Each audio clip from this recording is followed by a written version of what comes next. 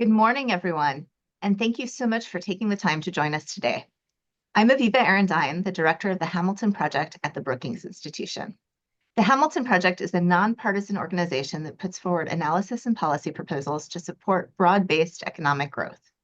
Today, I'm very pleased to welcome you to a conversation about the opportunities and challenges of regulating artificial intelligence.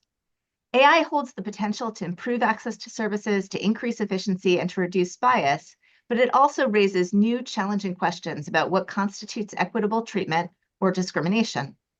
Today, Brookings Senior Fellow Sanjay Patnaik will moderate a roundtable discussion about how to regulate AI to advance shared prosperity. In conjunction with this event, the Hamilton Project has released a policy proposal from Catherine Tucker on artificial intelligence and algorithmic exclusion. We're so pleased to be joined this morning by Professor Tucker, who is the Sloan Distinguished Professor of Management and Professor of Marketing at the Sloan School of Business at MIT, and also to be joined by Tara Sinclair, Department Chair in the Department of Economics and Professor of Economics and International Affairs at George Washington University, as well as Nicol Turner Lee, who is the Director of the Center for Technology Innovation and a Senior Fellow in Governance Studies here at the Brookings Institution.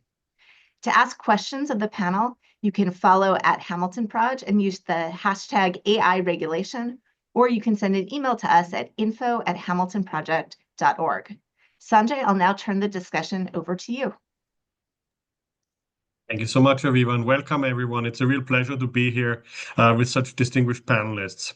When we think about AI and AI policy over the last couple of years, what we have seen is that a lot of the discussion really has focused very heavily on the risk side of AI.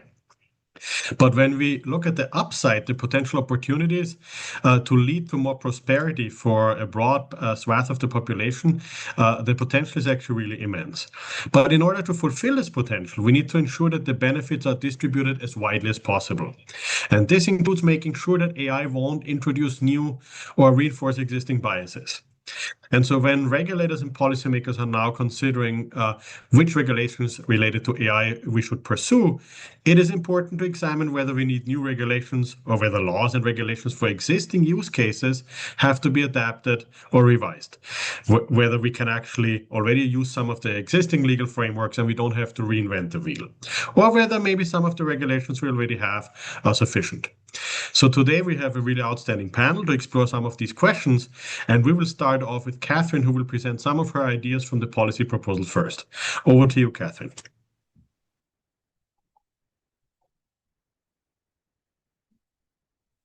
Hello, thank you for that wonderful introduction. So I just want to echo what Sanjay says in that I think many economists, such as myself, believe that we sometimes don't talk enough about the upside of AI and the wonderful benefits it can promise. However, having said that, I do have a proposal, and I've released a proposal in conjunction with this event about a small modification that I believe should be made based on my research to existing ways we're thinking about regulating AI.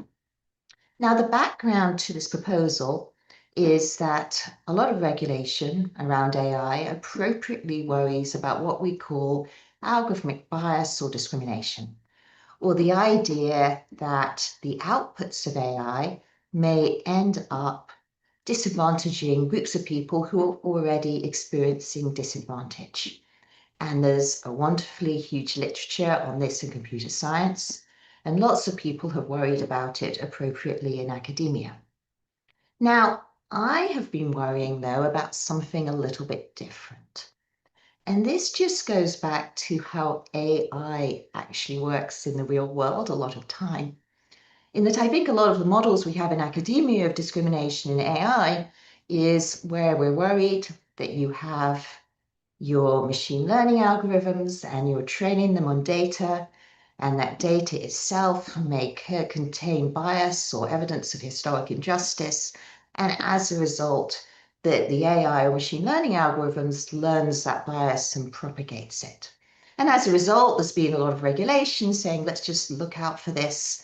Let's test the outputs of AI to make sure that they don't seem to be reflecting any kind of bias against any protected group. Now, what I'm worrying about, by contrast, are inputs. And this reflects the fact that in the real world, a lot of AI works in real time. And the way it works is that someone arrives or arrives at an organization, and that organization has to make a prediction about them.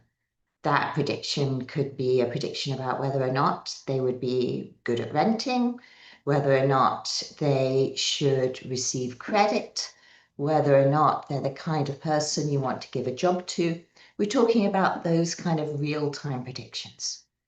Now, to make those predictions, there's going to be algorithms which have been trained to make the prediction about that individual. But to make the prediction about that individual requires data about that individual. And my proposal is all about making sure that the AI does not inadvertently make disparate predictions about people because it lacks data on them in real time. And this reflects back my own research, where I showed that when you look at algorithms that are being using right now to try and make predictions about individuals, that oftentimes they just get flawed or refuse to produce outputs when they judge there's not sufficient data about that individual. And it shouldn't surprise us that there's a lot of disparate data about individuals in the economy. We all know that in some ways having digital data about us is often a matter of privilege. If you're a white-collar worker, all you do really all day is produce data about yourself because you're busy typing away at a computer. Similarly, if you have economic privilege, you tend to have a far more stable identity, which means you've used the same email address, the same physical address, the same telephone number, which again means that a lot more data will exist around your identity and again be able to be inputted into the machine. So this is my worry, that so much of our regulation right now has been focused on, when we measure the outputs, do they look equal? And the regulation is not focused on the question of what happens if some groups just have insufficient data for input. And if we don't have that data for input, then we could inadvertently get the disparate outputs that we're worrying about.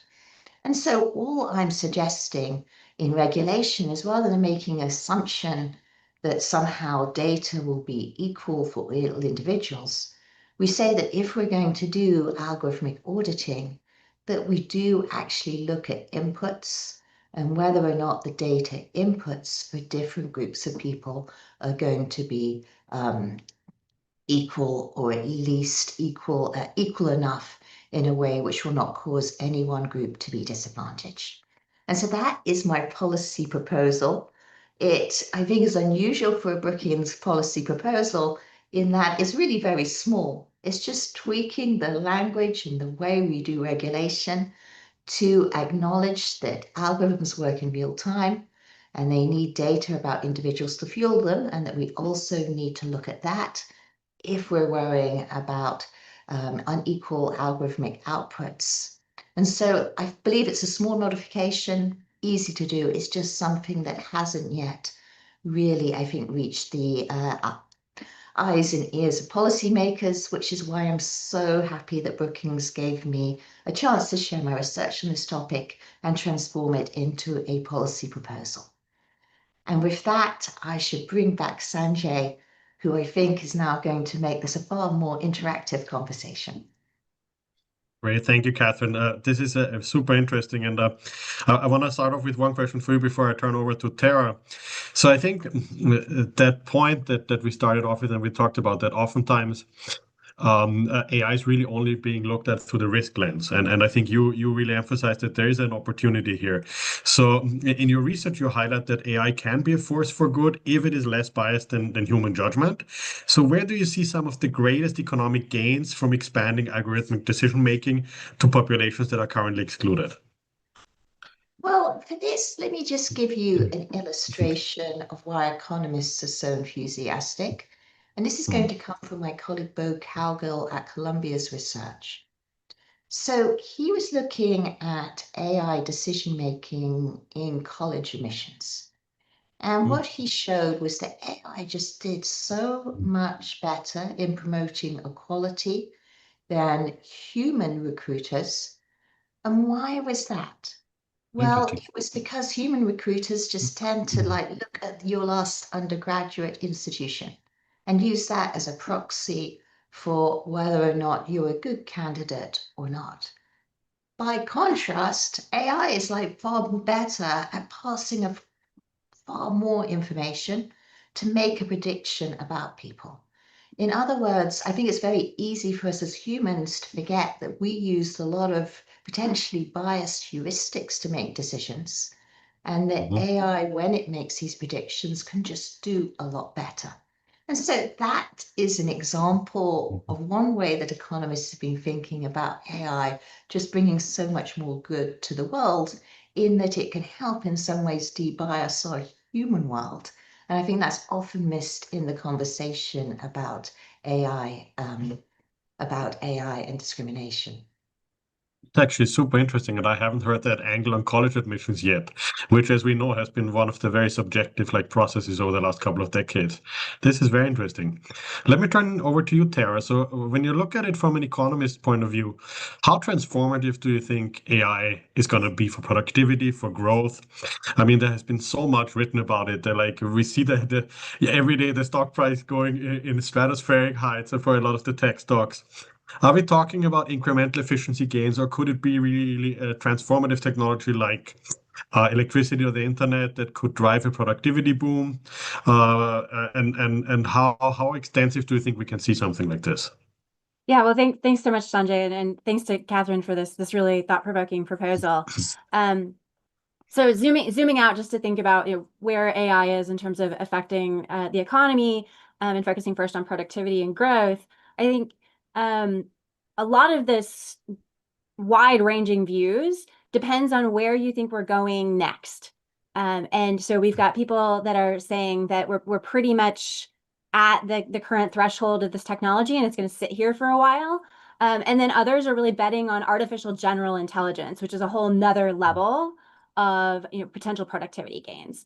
And so as an economist, when I'm thinking about how likely is it for us to go to artificial general intelligence in the next couple of years, so obviously we want to listen to the experts who have inside information about where that technology is going, but we're kind of getting mixed signals on that. And so I think the other thing that we tend to look at is historical patterns for forecasting these sorts of technological advances. And there, I think there's a lot of reason to think that the predictions of arriving at artificial general intelligence in the near term might be overstated. And that's really just because we do tend to get ahead of our skis when getting excited about new technologies, and it does tend to take longer for those to evolve and develop than what we initially hear. And that's why we do tend to see these patterns of stock markets rising and then coming back, but then that technology coming in the longer term. And I think even if we stay where we are now, which is my base case, is that we've just got the generative AI for the near term. There are lots of opportunities to really bring that into the economy, but it's going to take time. People keep focusing on how fast AI can scale, and at the same time, we have to think about humans take a lot more time.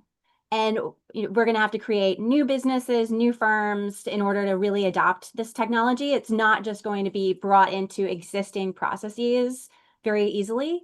And so therefore, I do see that this is a transformative technology over the next 20 to 30 years, not the next 2 to 3. I think that's a really interesting point, because when you hear a lot of the tech folks speak in Silicon Valley, they all say kind of in 5 years it's going to be AGI and we're all going to be out of a job. But I think you hit a really important point, which is adoption takes much longer. And it's not only the technical feasibility, it's how does it get diffused throughout the economy? What are the use cases? Is it profitable for firms to do so? And that has some inertia. Nicol, let me turn over to you. So You have been working for a long time in the AI space on tech policy, on equity and tech policy. So when we look at AI deployment nowadays, we already see that AI-driven algorithms are making decisions in areas like hiring, lending, policing, right? And so this raises a lot of important questions of whether our existing anti-discrimination and civil rights laws are up to the task. Do you believe that current laws are actually adequately covering algorithmic bias and outcomes, or do you think we need new legal frameworks to address disparate impact from algorithms that might not have any intentional bias but still have the same outcome? Well, thank you so much, Sanjay, and to all the other panelists in the Hamilton Project for doing this panel. So first, I want to just actually respond to what something that Tara said and Catherine said, which is, I do believe what Tara said, that many of the predictions on the use of AI are sort of overrated. But I also want to suggest that many of the harms are underrated and understated when it comes to what that means in the long term. We start thinking about like the structural inequalities that exist and the ways in which AI can actually augment those, as opposed to, creating levels of low persistence in our society. And I can say that because I'm a sociologist on the panel. And I think that's something that I think about every day in my work. So I would say on a regulatory framework side, we were close actually with getting to some type of parallels with the existing civil rights laws and what we saw as consumer protections in harm reduction around these areas that you've mentioned, Sanjay. And what do I mean by that? Under the Biden-Harris administration, we had the blueprint that really stressed consumer protection and good practices when it came to weeding out and mitigating biases. We also had the executive order under Biden that was very much focused on responsible, ethical, and transparent AI. And I think that also fed into federal agencies under the executive order through the work of the General Administration Office, where agencies had to think about the products and services that they had, if they had someone who was sort of the arbiter of the ways in which AI was being integrated, but most importantly, whether or not those tools were creating the right meter when it came to any type of disparate impact. And I share that because I know under the Equal Employment Opportunity Commission, the former chairwoman put out several papers of guidance that actually led companies to think about whether or not the AI hiring tools that they were using were going to lend themselves to discrimination. Now, in the last year, that's changed. Those orders have been appended, they've been eliminated. And honestly, the conversation that we're having now under the current administration is really focused on our competition with China and ways in which we actually diffuse AI, much more accelerated. As a result of that, the U.S. Department of Housing and Urban Development actually retracted and eliminated the disparate impact rule when it came to AI screening products for people in housing. We've seen a lot more lackadaisical and more permissive workarounds when it comes to the other highly consequential industries like financial services, employment, and education. So what I would say to you is we've actually did some work only to take that work back. And now we're at a stage where we've got to sort of relitigate what does it mean to actually preserve consumer protections and to ensure that people who are protected by particular demographics are not discriminated against. And to your point, Sanjay, whether or not the current laws have the agility and the flexibility to sort of legislate. And some would argue that they do. But actually, I want to bring to this group the attention of something that just happened on the Hill yesterday, which was the introduction of the AI Civil Rights Act. It was an act that was looking at algorithmic accountability by members of Congress, mostly Democratic, and that was reintroduced yesterday on the Hill as a way to outright ban any type of algorithm that lends itself to discriminatory outputs and to institute best practices of auditing, self-reporting, and other transparent indices that would allow people to see much more into the black box and the opacity of these decision tools. I mean, it's a one of those things in terms of the regulatory environment as it relates to civil rights, that it is, clearly within the context of whatever political environment that we're in and the type of political interference that lends itself to that conversation or not. So I would actually suggest to Catherine's conversation, it's interesting that we still are talking about algorithmic discrimination, even though we started talking about it when I started in the space in 2015, 2018. So it is still something on the mind of many people, but yet, outside of having, any type of agency or regulatory environment that is looking specifically at this, or agencies that are emboldened to use this as their charge, I think we're actually going to see much longer term harms as it relates to the use of AI in certain highly consequential areas. Now, I would just want to say this because I don't want to be the Debbie Downer on the panel, but I often am. I do think that there is the use of AI for these shared prosperity use cases. And I think it does vary use case by use case by use case, in all honesty. I think the areas in which we have to have a little more uh, conscience about and more exploration about as researchers is those areas that actually go below the iceberg. They're not necessarily the areas that we see, for example, in college admissions. It goes back to who's sitting at the table in developing these algorithms, who's deciding what schools are the ones that we're actually using for pre-screening. What student factors are not necessarily being reported on their applications, but are still levers to determine whether or not that student can get financial aid, merit scholarship, etc. And so those are below the iceberg conversations that unfortunately, in the absence of a regulatory regime that's really clear and explicit with red lines as to what constitutes discrimination, it's going to be harder for us to actually put in place any new rules until we really unpack, what we're trying to solve. No, these are great points, and thank you for bringing up the recent bill on the Hill. And I really also like your angle on consumer protection. I think this is key, that like goes throughout different industries, different use cases. Catherine, I want to turn back to you because you highlighted something very interesting in your work, which is we can have an algorithm that is unfair by seeing someone incorrectly, but the algorithm could also fail to see someone at all in real-time decision making, right? So could you explain that idea of algorithmic exclusion a bit more in practical terms? What kind of factors lead to an AI system not seeing a person, right? Is it people living in what you call data deserts? What are the factors that go into this? Thank you so much. So in the end, let's have a practical illustration of what I am talking about. So me and some co-authors, one of our papers, what we did was we went and uploaded data records from North Carolina. Because in North Carolina, they publish voter records, so there's a lot of data about individuals in North Carolina. And we uploaded them to a data broker. And we said, data broker, can you tell us about these people? Can you make any predictions about them? And what we found was that the data broker made two types of errors. The first kind of errors were sometimes they got the predictions wrong. And they tended to do that far more for Black Americans than white Americans. But the other thing where data brokers failed was just sometimes they didn't return any prediction at all about that person. In other words, the AI completely failed. And that was particularly prevalent for Hispanic Americans and Asian Americans. And when we dug into what was going wrong, it was just so simplistic. Basically, the algorithm was failing because it couldn't cope with the slightly different naming conventions of Asian Americans and Hispanic Americans. And as a consequence, the algorithm just didn't manage to compile data about that individual successfully because they just couldn't match it.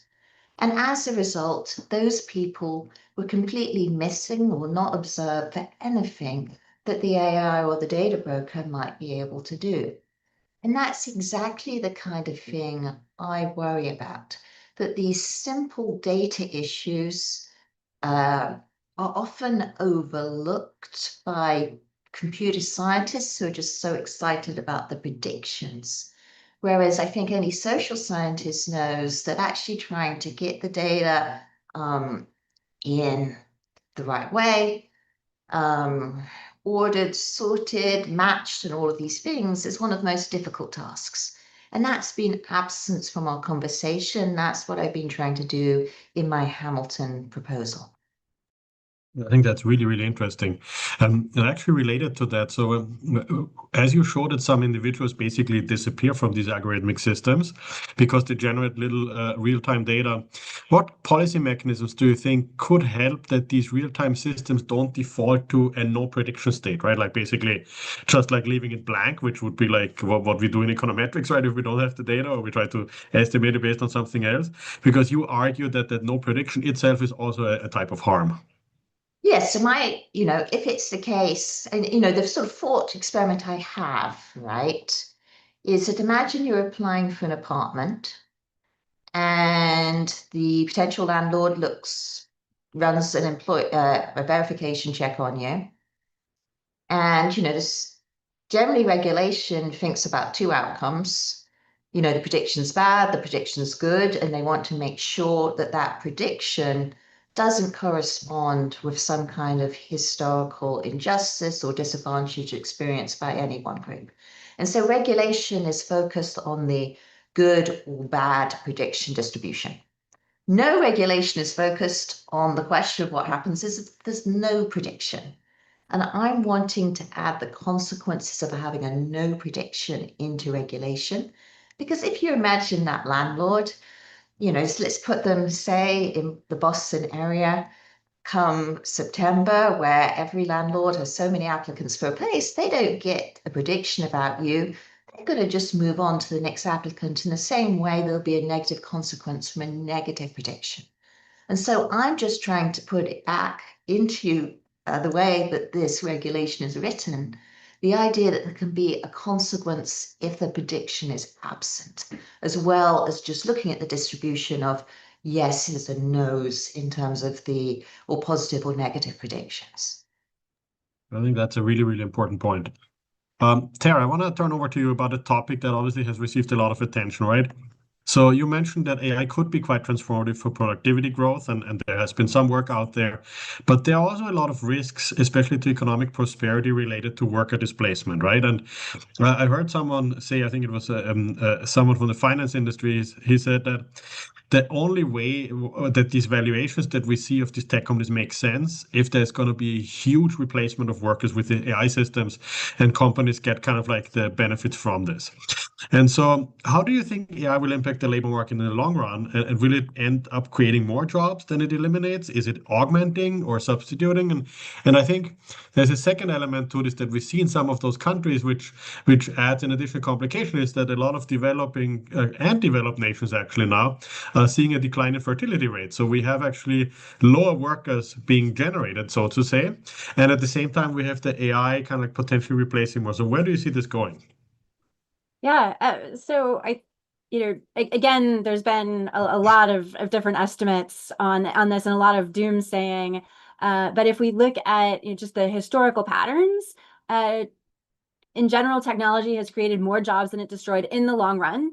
But those transitions are really painful, and the gains aren't automatic, and they're definitely not distributed evenly. And so that's really, I think, where economists have been focusing in terms of thinking about policies that could help ease both the transition of AI adoption, as well as thinking really carefully about the distributional effects.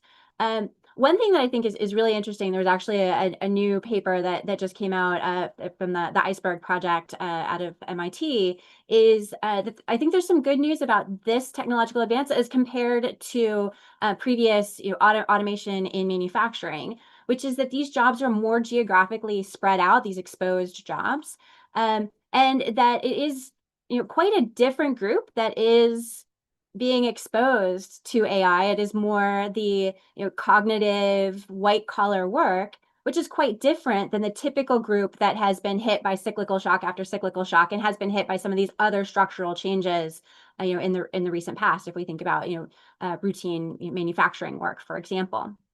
And so I think that that both draws new attention to this particular scenario, but also I think that difference in the groups that are exposed, combined with my view that there will be a slower adoption just because humans take time to bring this in, that I think we're going to be able to absorb this transition potentially with less cost than at least less cost to the same groups that keep getting hit over and over again.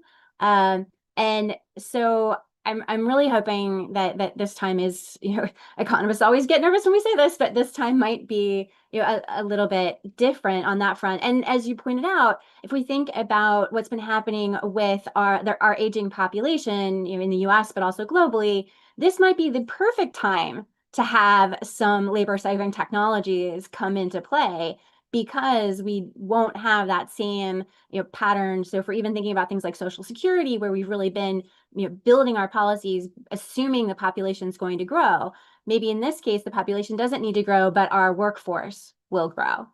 The one caveat I will point out, so that I don't sound overly the overly optimistic one on the panel, which is the role I typically play, but just to dial myself back just a little bit, is that there's a definite concern just about how AI can scale in a way that is totally new in terms of thinking about typically when we'd have one robot or one new form of automation, it still took capital investment, it still took partnering with workers in a way that we can have basically at near zero cost creation of millions of automatic bots and AI instances.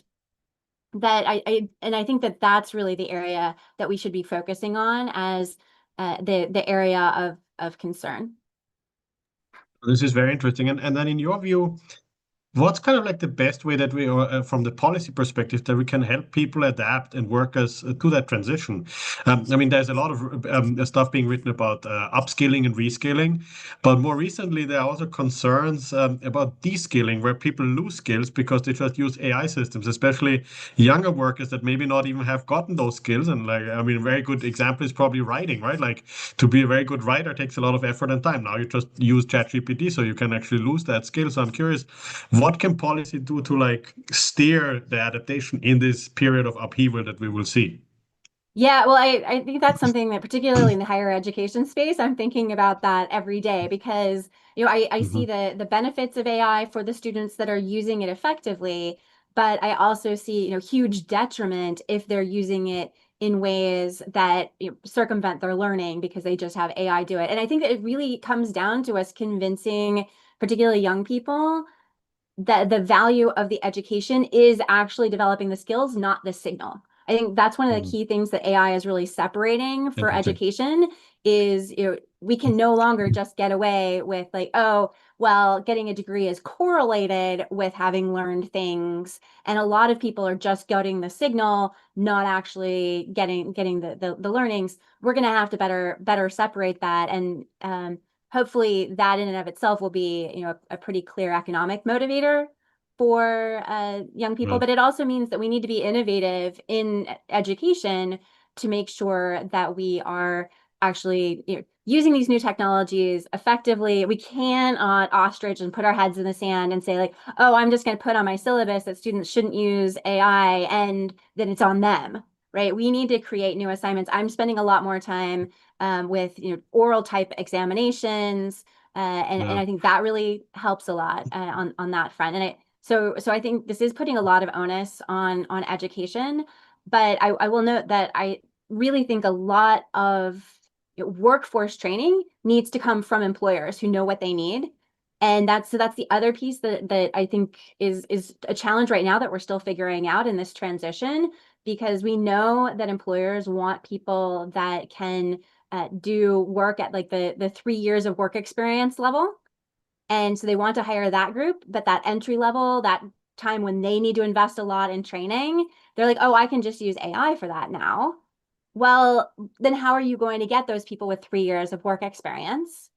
And I don't think universities should take all that on. I think that doing the foundational education is really critical for building our long-term workforce.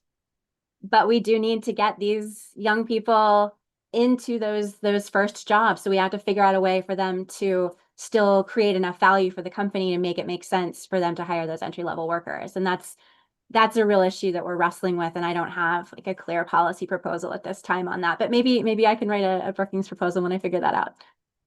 We would love that, I think.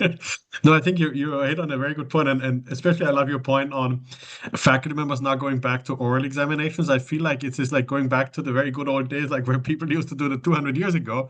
But that's kind of like a way where you can still test that knowledge without like students being able to use ChatGPT. So really you see whether they learned or not.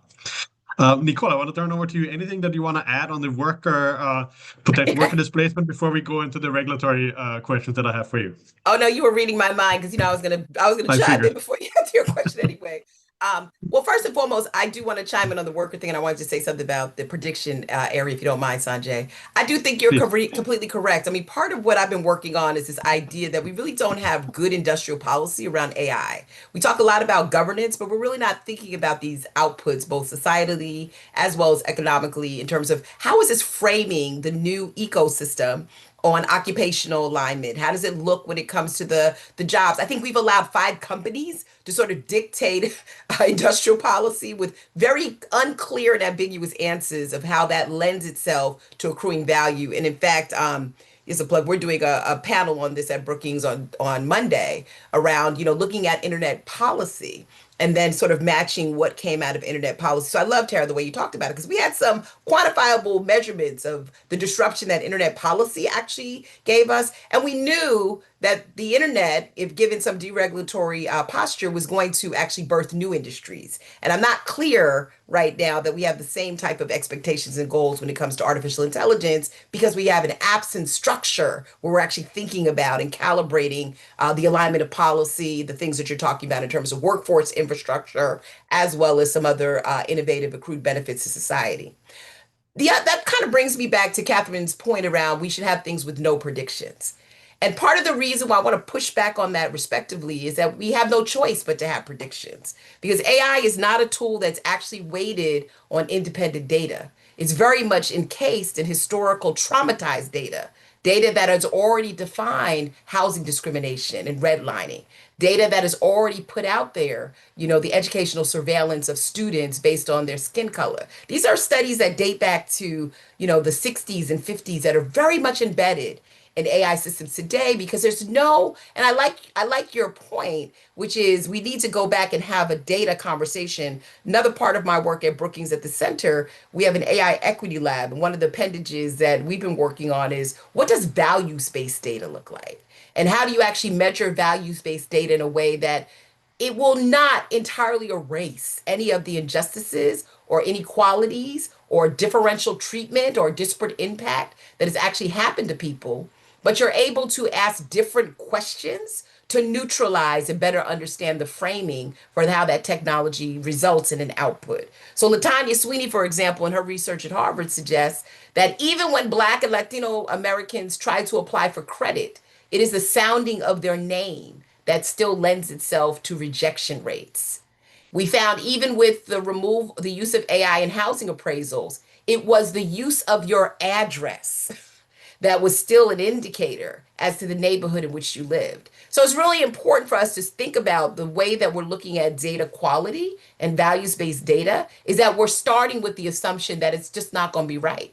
It's not going to be right because it's not coming from a place where academics actually create data sets that make sense for our study. It's coming from a place of the public domain. And that for me has been, to this panel, which has been interesting so far, a real challenge of how you meld the conversations on the economic outputs and societal outputs of AI with these places where you want to start and ways in which you actually embrace AI, where the regulation meets people where they are, but it also understands that we're flawed in our values, norms, and assumptions that we bring to the table.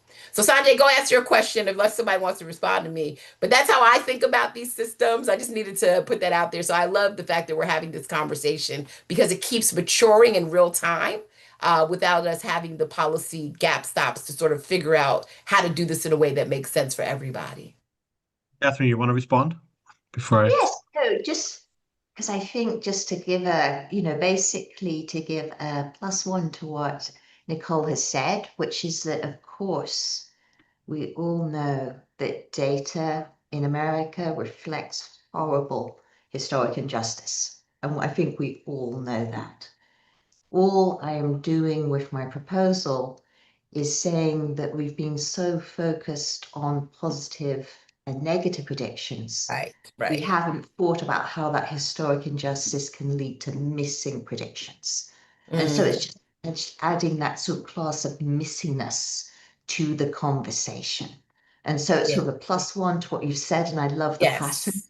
The passion, I probably say it with not enough passion, but it's adding that missingness which can occur due to historic injustice. You know, if you're economically disadvantaged, you've moved around, your data is missing, and that can include the positive signals, which can be incredibly helpful in terms of in some overcoming barriers. So that's what I was just trying to No, add to no, and the I definitely received proposal. that, and thank you for responding. I just suggested I want to add on to your proposal, in fact, that the people who can receive those signals are the ones that are impacted. So would love to chat with anybody more about what we're trying to do at the AI Equity Lab, which is to bring those people who understand what those signals look like. You know, if you're doing AI in healthcare, you've got to have doctors at the table. If you're doing AI in housing, it's great to have some tenants and some landlords, right? We don't pick up on those signals. And so, Catherine, I completely appreciate what you're talking about. I think largely because the people at the table do not represent the people who understand what those signals look like. I think more often you bring up a really good point is that these systems are becoming more and more black box systems where a lot of the engineers don't even know how they work. And then especially not the ones like the doctors or others that maybe are not the technical experts, but they have the content. So April, let me stay on this because this is interesting. So when you have algorithms that have kind of like involvement in very critical areas such as housing, health, or benefits, what kind of regulatory levels can you think about that we make sure that individuals with a limited digital history don't get excluded?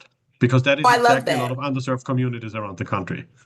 You know, Sanjay, you just walked right into my book, Digitally Invisible, How the Internet is Creating the New Underclass. So Perfect. it must have been a setup question. It's behind me for anybody who wants to know. But I mean, I think, from a policy perspective, it just dawns on me from this conversation that obviously government plays a role in accelerating access to AI as well as broadband, right? And so there has to be sort of this conversation that we're having now, as you all know, not only on how do you actually expedite data center development so you can have more compute power available to actually run these applications. But you also have to close the digital divide, right? Because what happens is when you don't have a digital footprint, there is a surcharge that you pay for being invisible. And we've seen over the course of history that it has been sort of a policy aspiration, but it's never been accomplished despite digital access, narrowing in some respects across demographics. But most importantly, being online is so much more important than being inline these days. That, the waste of time, the productivity lost, all those things actually are taxed against people who are not necessarily seen because they don't have access to the internet. So you got to solve that basic problem. And I think, the government has gone back and forth. It's sort of a ping pong based on who's in office, as I write about in my book. But it is one thing that I think is very fundamental to AI adoption. I think what we talked about earlier, AI trustworthiness, right? People who understand that this is a useful tool for their shared prosperity in this democracy. I think what's also important is for government, and this kind of goes back to Catherine's point, in the backdrop of some of the attacks on higher education and researchers, it is important to actually engage the research community in ways where they can create these data sets that are perceived as missing or having blind spots, as Catherine has talked about. There's no place right now where we're actually seeing those data sets developed in ways that are basically measured and balanced and thoughtful. And I think the academic community plays a role in that in ways in which it can actually enhance government's use and procurement of data that they actually rely upon when it comes to a variety of government functions, from processing your driver's license, to whether or not you're law enforcement purchasing some type of data set for public safety. That data has to be in some way ingrained within our own, metrics of how we do stuff in our country. It's interesting. I've been on several hearings lately about regulatory sandboxes, and I'm actually really curious about those. And I think they worked really well. And Sanjay, you might know this in the financial sector when we did regulatory sandboxes for some of the tools that people are using now to make sure there was harm reduction. But regulatory sandboxes, as they've worked, I think, in Southeast Asia, actually work well when they're reciprocal, when you bring, again, impacted groups industry and government to come up with some clear aspirations. And again, going back to Catherine's proposition around data, that is another place in which you can test data. Healthcare practitioners should be able to use regulatory sandboxes, for example, to think about primary care or secondary care areas like in oncology, where there's an underrepresentation of particular groups and whether or not the clinical trials actually give enough data for there to be, a lot of confidence in an AI tool. Right now, many of these tools are brought to market. The government pretty much signs off using its regular levers, for example, at the Federal Drug Administration, but they don't take the time to think about, have we actually played this out, or as many used to call it, red teamed it in different environments to ensure that technical standards work. I think that's a place that government should actually play in terms of bringing things to market, knowing that there's some adhesion to, what we think are compliance on existing civil rights laws or existing laws within that sector, et cetera. And then the last thing I would say, Sanjay, which keeps me up at night is, the government will do this right when it allows federal agencies to be truly independent. Right now, what's so hard about this space is that there's not one true independent agency that is responsible for sort of looking at the risk of these systems. So when you think about financial services and you think about the CFPB and its prior life, and not being here today, there's really no arbiter at a federal independent level that can sit down and do some of the work we're talking about in terms of governments, how governments should be engaging their cadence around these projects. The same thing we're seeing, when it comes to regulatory oversight, it's normally pushed to the Federal Trade Commission, whose primary responsibility is, ensuring that there are no deceptive practices. They're not going to get into issues that Catherine is talking about, right? And it's not going to look at, in particular areas in which there's disruption in markets. So I think there needs to be some conversation as to how do you bring back some of that independence to the agencies where they can actually partner in ways that make sense. And as I think about it, like, create AI, and I think Tara sort of mentioned it, in ways that is optimized for everybody. Because I always tell people, AI today is like going to Old Country Buffet. I don't know if you all remember the big buffet line. And there's so much in the buffet line. And pretty much everybody who goes to a buffet picks the first 10 items. And by the time they get to the last 4, which are probably the most quality items on purpose, they realize that I've just picked all this junk up. And really, I wanted the, seafood and prime rib and other things that are at the end of the buffet. That's sort of where we are with AI, right? It's a marketplace of all of these products and services and not a lot of guidance as to what is considered to be more effective AI, what is considered to be more privacy preserving. You know what I mean? So we really need to have these conversations, and we haven't landed, at least in the United States, on what that looks like and who has jurisdiction over that. And I'll just say this one thing, and we're taking the jurisdiction away from the states, which also might be problematic because they're the closest to, the people who are going through that line that could actually give some of that guidance as well from a regulatory standpoint. I agree, and they could actually have some of these regulatory sandboxes at the state level, which I love that idea. I think it's a great point. And to your earlier point, I think we also see a difference here between the US and China, right? Like the US, if you look at most of the tech companies, they're racing to see who can get to AGI first.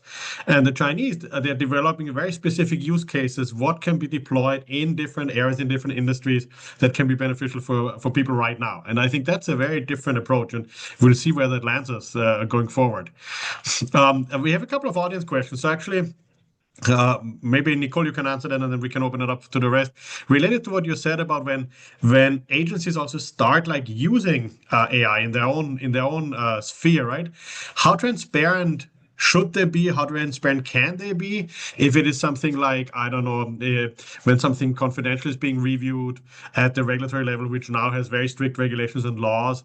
And so then obviously it cannot be all made open, but like, what is the trade-off here? How can we be sure that these regulatory systems that might now start being automated make the right decisions if we don't have the right level of transparency?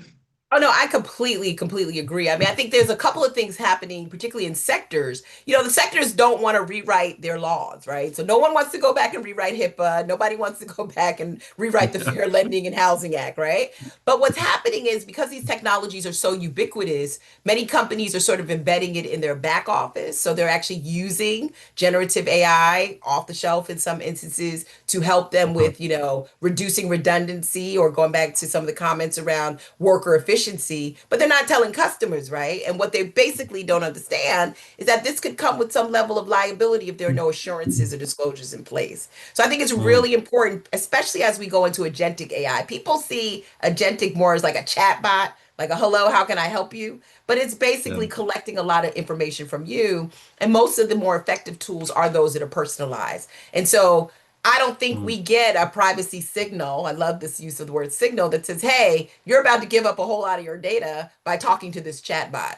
And so I think that's where we've had some mishaps and misalignment to the person who asked the question between, do we regulate this as the whole pie? Do we actually cut it into slices and allow the different sectors to sort of determine what works for them? Or do we develop baseline consumer protections like data privacy, other data quality expectations, red lines on national security, and I think that's where, in my experience, and many of us on this call, the debate is now, right? It's sort of like we know all these technologies exist, predictive, generative AI, there might be singularity, but we haven't really determined the house in which we're building it and what it looks like to stair step up on the regulation. So yes, there should be disclosure. I've been fighting for that for a long time. Just a simple statement that says this decision has been made by AI. But as these systems become more complex, it's so much harder for us to actually follow that stream. I think somebody said that by the time we start, the policies are going to be outdated to what's actually happening in practice in the real world. That's a really good point. And you bring up something, Catherine, that I want to ask you something about, which is privacy, right? Like one potential solution for algorithmic exclusion is to start collecting more data on people who are currently invisible to algorithms. But that also means you collect more data on them, and that has a privacy dilemma, right? So maybe some people don't want the data being collected. So how do you approach that trade-off of like how can you reduce the exclusion without violating their privacy if people don't want their data collected? All right, so this is such an important question. It's one of actually, if you read my proposal, at least the back half is devoted to this question. Because if you think about my proposal, I am thinking about contexts where we want predictions to be made, right? You want your landlord to know that you're an okay tenant. You want to get that loan. These are predictions we want to be made. Now, there are going to be classes of predictions which are really problematic, right? For example, predictions, are you a potential terrorist? Are you a potential gang member? These are predictions which make us, I think, uncomfortable. Now, I don't want my proposal in any way to be taken as an endorsement that what we need to do is to collect far more data on people so we can classify them as gang members or terrorists or potential criminals. That is not the idea at all. It is very much focused on these positive predictions. And I'll just go back to what Nicol was saying, thinking about government use of AI. It does involve a lot more data collection. And I think, again, that's not... We talk a lot about AI as though it's divorced from data collection, but where I think you've ably taken the conversation to say no, data, privacy, and AI cannot be considered separately, and that the big trade-off we're facing right now is that AI has all these wonderful benefits, but it's very, very greedy on individualized data, right? In that it's effectively a personalization tool. We all know that people love the personalization. They love the predictions, which are specific to them. If you're trying to like get an email, to the right tone to your boss. We all love that personalization, but it's been very greedy with data to get you there. And so I just love that. I'm just going to say this is a wonderful place of taking the conversation to just point out that far too often we're talking as though AI regulation is divorced from privacy, which it really isn't. That's right. Can I just jump in here on just please. a quick additional point, because this is something that I wrestled with a lot in a previous role, and this issue of wanting people to have their data usage connected to specific applications, specific decisions. That's lovely in theory, but unfortunately in practice, the data that people share gets used in all sorts of different ways, and so oftentimes there are predictions we want, right? I want a credit score so I can go and get a mortgage. but I don't want to share all the data that they want to put in to the credit score. And so I think, and unfortunately, I think on a lot of these fronts, like that data privacy horse is out of the barn. Like, I don't know how to put any of this back. Like all of that, data regulations that I would have liked to have had to keep the rights of my data. I don't know how to get that back now. So I'm kind of being pragmatic and saying like, well, it would have been nice, but now we're here. Now where do we go from here? If I could jump in, I think what's so interesting on the please. data side is like we're starting to do this with children's privacy, right? So we're sort of thinking Yeah. about, well, wait a minute. It's not great that young people are, tethered to companions. It's not great that these things are following them.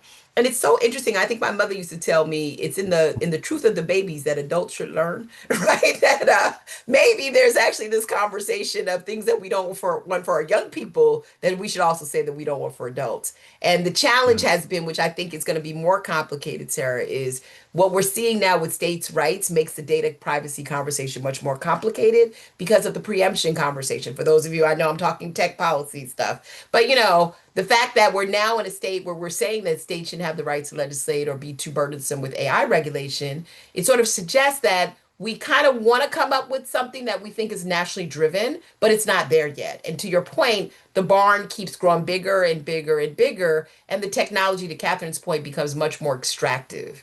And until we actually understand that this is happening, it's going to be, to your point, very hard for us to start without any type of data privacy.